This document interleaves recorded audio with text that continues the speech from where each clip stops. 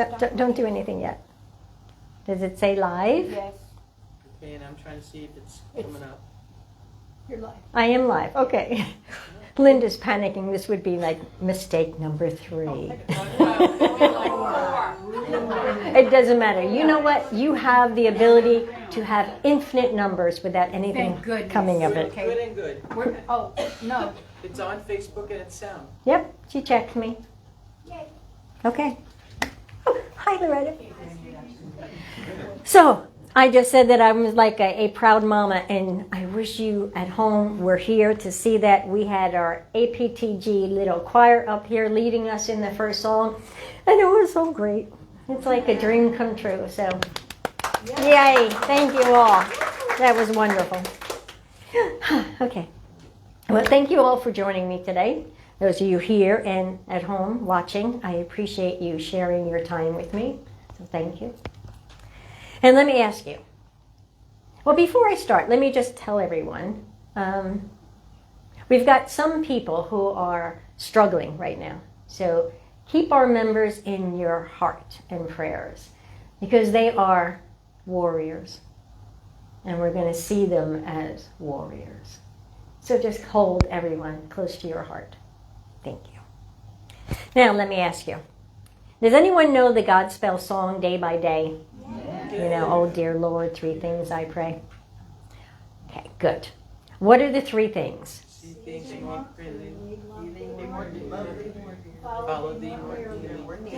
good. Very good. Yes. See thee more clearly. Love thee more dearly. Follow thee more nearly, day by day. So today I want to go through each one, starting with see thee more clearly. What do you think that means? To see thee more clearly. How do we see God more clearly? Through each other. Maybe seeing beyond what we see with our human eyes? Is it recognizing God in everything and everyone? Okay, so let's consider all of that. If it's seeing beyond what we see with our human eyes, then we are saying that behind all of life is an unseen power. That everything we see comes from the unseen, right? And that it is more than what we see. Like our kitchen table, for instance. It's more than just a piece of wood. But that it is glowing and moving with the energy of God. And it is beyond what our human eyes can see. So for us to see that more clearly, it would have to be through this sense of knowing, using the inner eyes, right? Our sense of faith. Yes? Yes. So we would have more faith in the things we cannot see.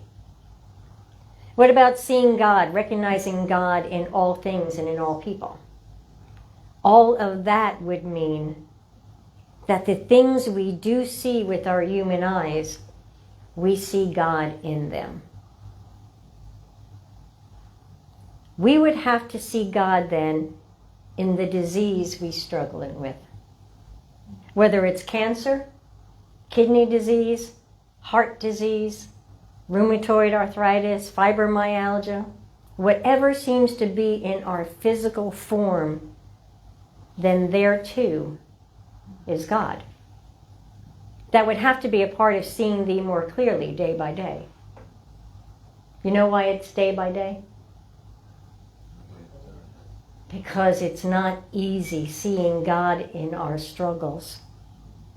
In what we claim as our diseases, our illnesses, our trials, our failures, our lack.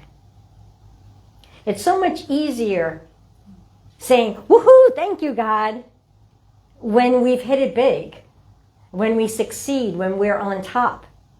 We see God in our good, in life's good, when things are moving along nice and smoothly. So how do we see God more clearly when we are struggling? I think it's the same as we said earlier. For us to see with our inner eyes, for us to see God more clearly in our struggles, it would be through our sense of knowing, our sense of faith.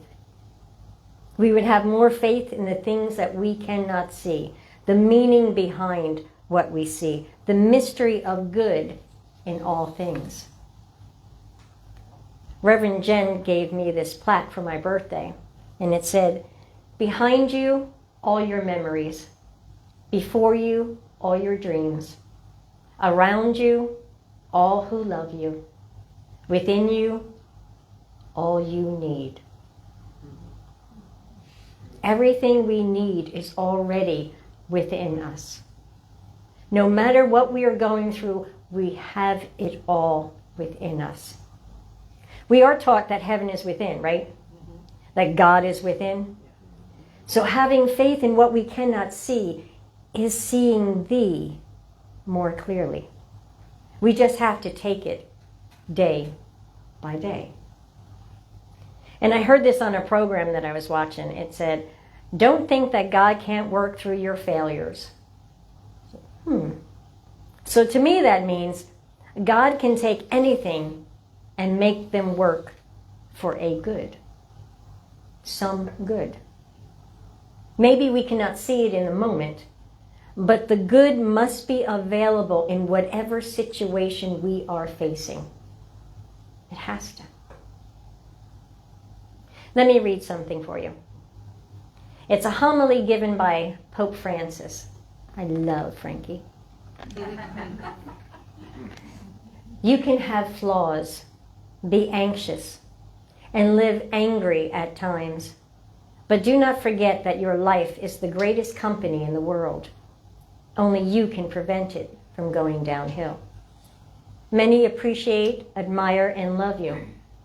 But if you thought that being happy means not having a sky without a storm, a road without accidents, working without fatigue, relationships without disappointments, you were wrong.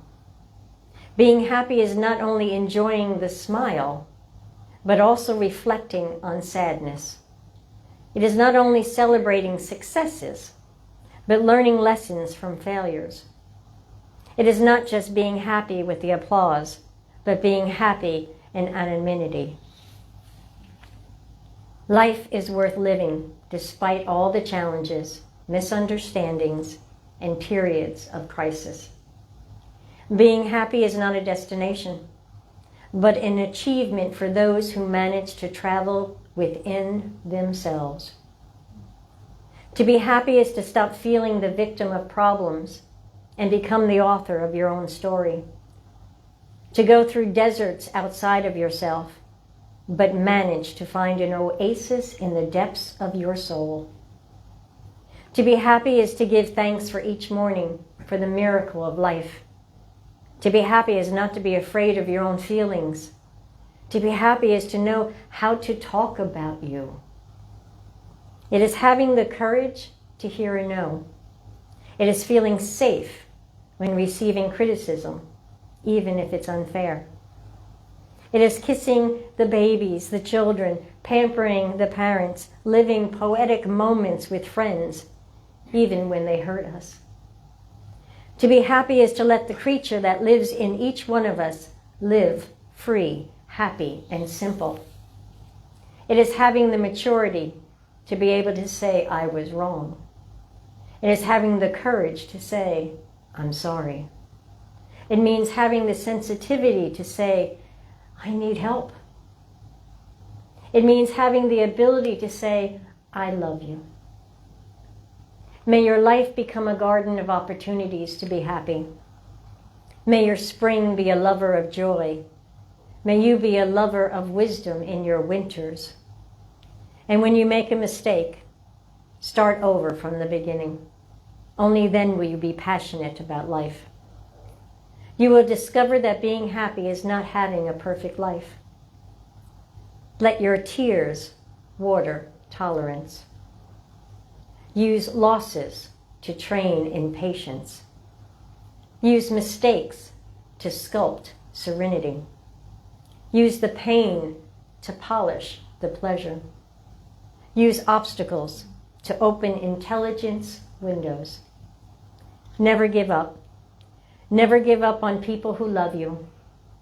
Never give up on happiness, because life is an incredible spectacle. Pope Francis. I love that. Is that not beautiful? And I read another beautiful statement I want to share. Every storm runs out of rain.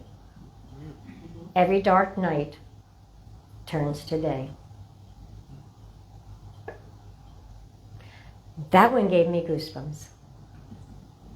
That's hopeful, isn't it? Every storm runs out of rain. See thee more clearly, day by day, step by step. Let me tell you a story. Once upon a time, a wealthy king sought a suitable man to marry his daughter.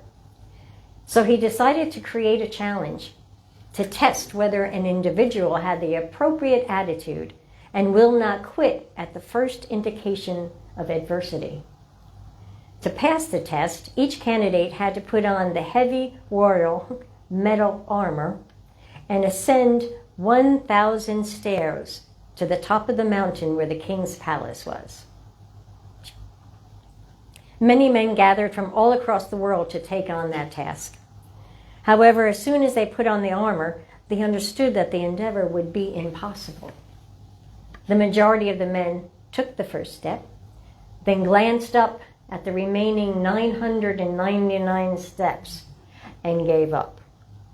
Several men made it to the second step before abandoning their quest. And so it continued for the next couple of hundred guys, with some reaching the actual next stage. The king appeared to be very concerned.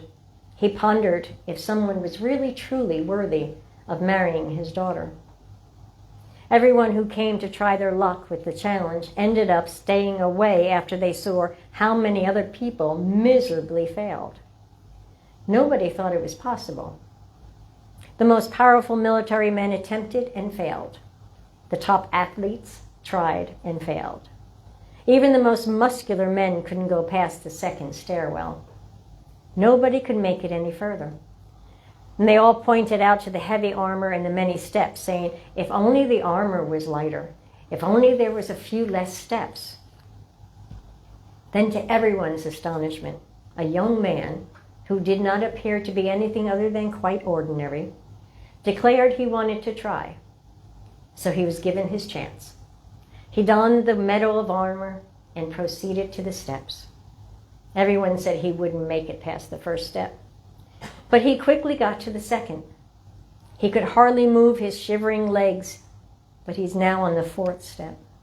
He took a deep breath and moved forward. He felt like he was about to collapse, but he was determined to keep going. He kept telling himself, one step at a time. I only have to finish this one, as he approached the next step, and the next step, and the next step. After some time climbing upward, he felt a strong pull from the top. His armor became noticeably lighter, so he climbed more steps, telling himself, I am not ready to quit yet.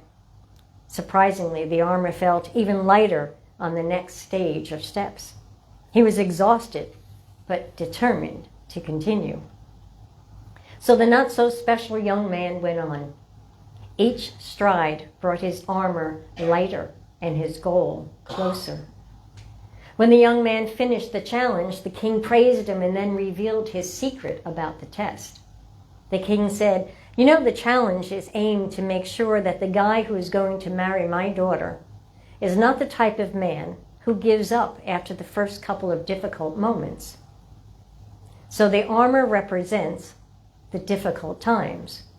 But once you climb past those first few stages of difficulty on your own, you are now in range for the magnet I placed on top of the mountain that would pull you up and make your steps easier. And it represents the willpower and experience that will make your future endeavors easier to bear. With the right mindset and focus, you can do anything, no matter how big the problem is. So you know that the most challenging part of any problem you will encounter in the future is the first few steps. And it will then become easier from there. You have proven yourself worthy and now you have my blessings to marry my daughter. And there was an illustration of these steps, and each step was labeled. The men who stopped at the first stage is the steps of, I won't do it. Those that stopped on the second stage, the steps of, I can't do it. Then there was the young ordinary guy that reached the third stage, the I want to do it steps. That's where you are getting close to the magnet, and it slightly begins to pull. Or in life, that's where your momentum begins.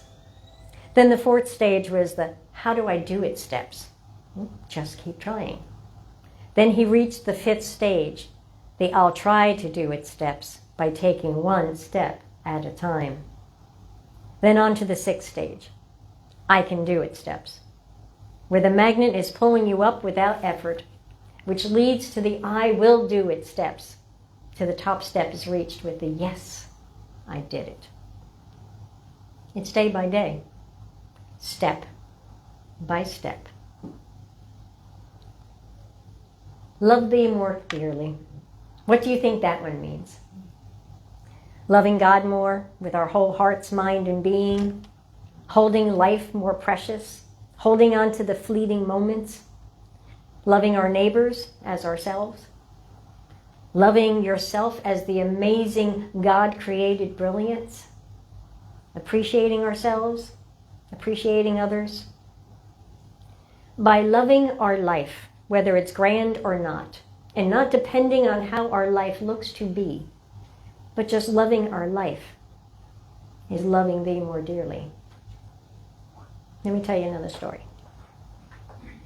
A group of highly established alumni got together to visit their old university professor. They all shared stories of their life and their accomplishments. But soon the conversation among them turned into complaints about their stressful work and their life and their partners and their family and on and on. The professor went to his kitchen and returned with a large pot of coffee and an assortment of cups, including porcelain, glass, crystal, plastic, some plain-looking, some very exquisite-looking. The professor told them to help themselves to the coffee.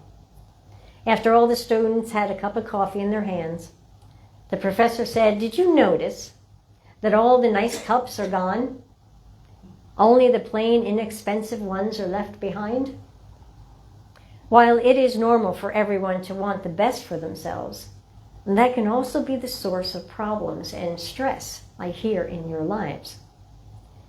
The cup itself adds no quality to the coffee," the professor continued. "What all of you wanted was coffee, not the cup, but all of you consciously went for the good-looking, expensive cups, and then began eyeing each other's cups. Let's consider that life is the coffee, and the jobs, houses, cars, money, and positions are the cups. Whatever the type of cup we have does not define the quality of our lives. Sometimes we fail to enjoy the coffee by concentrating only on the cup we have. Being happy doesn't mean everything around is perfect. It means you've decided to see beyond the imperfections and find peace. And the peace lies within you, not in your jobs or the houses that you have. So I say, love your life.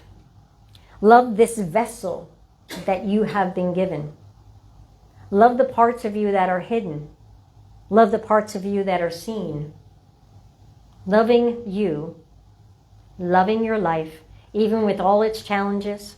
And sometimes we appreciate our lives more because of our challenges. But loving your life is loving thee more dearly. Did you know that an eagle can foresee when a storm is approaching? Instead of hiding, the eagle will fly to some high point and wait for the winds to come. When the storm hits, it sets its wings so that the wind can pick it up and lift it above the storm. So while the storm rages below, the eagle is soaring up above it. The eagle does not escape or hide from the storm. Instead, it uses the storm to lift it higher. When the storm of life or challenges hits us, we can rise above them and soar like the eagle. We do not need to be afraid of the storms or the challenges in our life. We can use it to lift us higher. I read this somewhere, and I hate to say it, but I don't remember where. But I did jot it down. It said, what I've learned is growth takes curiosity. Curiosity takes courage. And courage takes a willingness to be vulnerable. I think showing who you are is being vulnerable. But it's the only way to be authentic. And being authentic is how we come to love ourselves and the ability to love others. We have to let go of our masks, our veils, anything that keeps others from seeing who we are, anything that keeps us from being us. There's another post that I saw that I thought was really profound from Conscious Reminder. It said, I can tell you, child, that if you wish to create a new reality, you must first let go of the one that no longer serves you. A glass that is already full cannot hold more water. It must be emptied first. So I think of that as all the old beliefs that we have stored up inside of us. You know, how can we see a new image of ourselves or a new perspective of our lives if we're holding on to the old stories?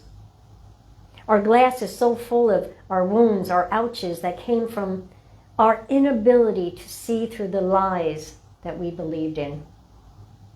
We are full of old information that no longer serves us or allows us to grow into the ones that we are trying to be. We have to let go of the past to live our present and create a new tomorrow. And I know some of you are working on that and are doing it very well. But we can all, always do better. I read this from Christine Kane. It said, sometimes when you're in a dark place, you think you've been buried, but you've actually been planted. What a great image that is. One to hold on to. So even if one day you're saying, that's it, everything is just over, have faith that maybe the very next day you're blooming with new ideas, planning new adventures, and you realize you were where you were supposed to be, going through whatever you were going through, so that you could rise above and become ... You get to fill in the dots. Day by day, step by step. It takes time to see thee more clearly, to love thee more dearly. But by doing those two things, we broaden our vision of possibilities. We open our minds, we open our hearts, and by following our heart, we do then follow thee more nearly. To follow thee more nearly is to have more faith in the things we cannot see, and to trust in the knowledge that we do have everything we need within us. We may encounter a desert outside of us, but we have the ability to seek an oasis within us. Day by day by day. And by day, we do draw ever so nearer to the presence of God, the presence of good. So see beyond what your human eyes can see. Have faith in the unseen. Believe in the mystery of good. Be the you are meant to be. Allow yourself to be seen. Allow others to be themselves. Love your life. Appreciate who you are and what you've gone through. Appreciate those around you and what they've gone through. Follow your heart and see God there. Let me share this with you. I read it recently. Be a fountain, not a drain. Now that sounds harsh, doesn't it? Be a fountain, not a drain. But this is the meaning I hear in that. Don't let yourself be consumed and swallowed up and stuck down in a drain. Be like a fountain. Let the drops of who you are spread out and touch everyone and create this wondrous pool all around you that invites everyone to come as they are and see you as you are.